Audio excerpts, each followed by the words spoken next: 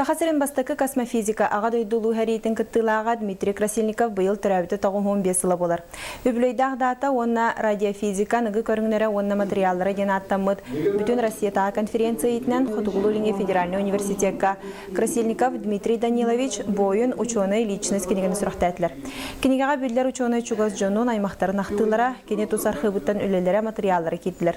Белетер болаға Дмитрий Красильников үтен өтінен Сахасырыгар космофизика института онна атмосфера сөңгүтіншінчер лаборатория бар болбута. Дмитрий Данилович Красильников тугнетер болақан баста, конечно, кене фронтовик.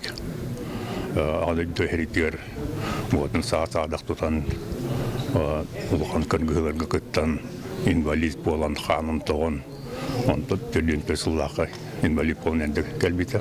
Педагогический институту ветеран, оны кені курдамия, армият, служывала күтті өдденлеру, күтті оғысымастан кәдер сардаңалары үйретейіне сағалағыттыр республикаға.